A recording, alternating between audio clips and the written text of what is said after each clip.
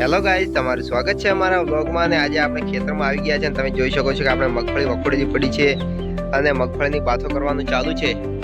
બાજુવાળા ખેતરમાં ઠેસર પણ ચાલુ છે અને આપણા ખેતરમાં પણ ઠેસર આવી જશે. તો ચલો મિત્રો, હવે આપણે બાથો કરી લઈએ. અને હેલો ગાઈઝ, આપણે ખેતરમાં બાથો કરી લીધી છે મગફળીની. તમે જોઈ શકો છો ખેતરમાં મગફળીની બાથો પડી છે અને હમણાં આપણા બાજુમાં કાકાના ખેતરમાં ઠેસર ચાલુ છે. એ આપણા ખેતરમાં આવવાનું છે. ચલો હેલો મિત્રો, આપણે હવે આ ખેતરમાં પાથરા કરી રહ્યા છે અને તમે જોઈ શકો છો કે હવે આપણે આ ખેતરમાં પણ પાથરા કરવાના છે અને આપણે આ ખેતરમાં આવી ગયા છે. અને તમે જોઈ શકો છો કે આપણા ખેતરમાં કેળા આયા છે. આ એક ને બે, એક આવડજો ત્રણ ને ચાર લોંખા આયા છે અને આપણે હવે આમાં પાથરા કરવાના છે. તો ચલો મિત્રો, હવે મળીએ આગળ.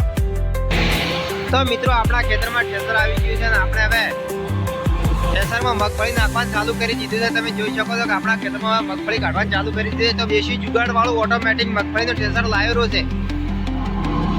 તમારે કોઈને પણ આ ઠેસર જોઈતું હોય તો કોમેન્ટ કરજો મિત્રો, મગફળી કાઢવા માટે. અને આવી ટેકનોલોજી પણ બનાવી હોય તો પણ કોમેન્ટ કરવાની. આવી ટેકનોલોજી પણ બનાવી આપવામાં આવશે. જય માતાજી મિત્રો.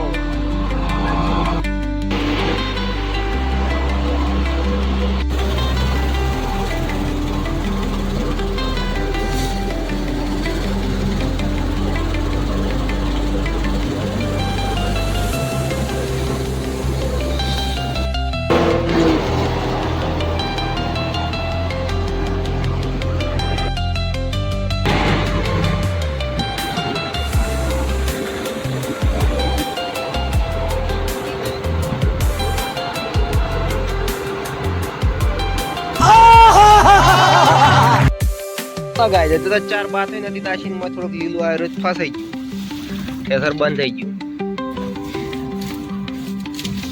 ડોખલા કાઢવાનું ચાલુ કર્યું આપણે. અમે થોડો કોણ આવે તો હકડો હકડે લે નત ફરતું.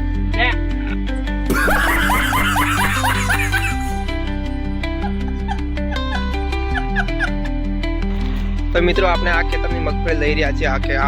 આ સિઝનમાં તો વરસાદ હતો ફૂલ, એટલે મગફળી કોઈ વધારે પાકી નથી. તમે જોઈ શકો છો કે 30 બોરી થતી, ત્યાં આગળ આ 10 બોરી જેવું પડ્યું છે. સારે પણ કશું નથી થઈ અને આપણે હવે બીજા ખેતરમાં લઈ ગયા છે ઠેસર. કોમેન્ટ કરો કોને કોને ત્યાં મગફળી વાવેલી છે. તો જેમાં મિત્રો, આપણે મગફળી કાઢી રહ્યા છે ને ઠેસર નીકળી ગયું છે. આ સિઝન તો મગફળી ખરાબ રહી છે, જેમ કે આ સિઝન તો ખરાબ રહી છે, જેમ કે મગફળીનો વગી બહાર શો નથી, મગફળી વગી નીકળી નથી. જોઈ શકો છો કે આટલા ખેતરની આટલી મગફળી છે. તો મિત્રો, હવે આપણે આ વ્લોગ અહીંયા સમાપ્ત કરીએ છીએ. અને અમારો વ્લોગ ગમતો તો અમારો વ્લોગને લાઈક, શેર અને સબસ્ક્રાઈબ કરી જાય મિત્રો. ચલો મળીએ મિત્રો હવે આગલા વ્લોગમાં. જય માતાજી મિત્રો.